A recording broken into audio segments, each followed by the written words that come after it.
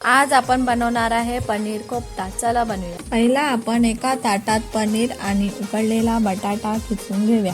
नंतर त्याच्यात कोथिंबीर कुटून घेतलेली मिरची, गरम मसाला, कॉर्नफ्लॉवर, मीठ आणि काजूचे तुकडे आणि आता आपण सर्व एकत्र करून घेऊया।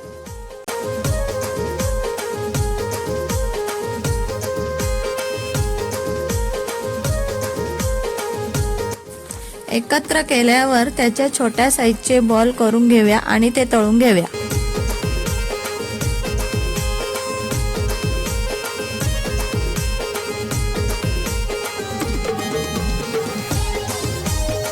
आता आपण एका कढईत तेल, जिरं, कांदा, हिरवी मिरची, टोमॅटो, लसूण, काजू, तिखट मसाला व त्यात थोडं पाणी टाकून ते शिजवून घ्या आणि ते मिक्सरला सर्व मसाला वाटून घ्यावा।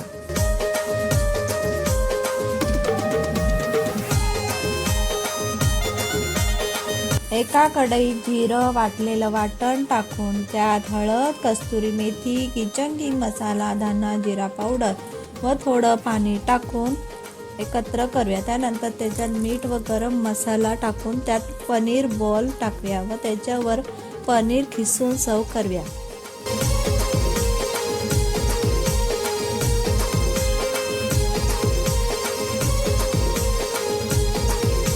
आता आपला पनीर कोफ्ता तयार आहे।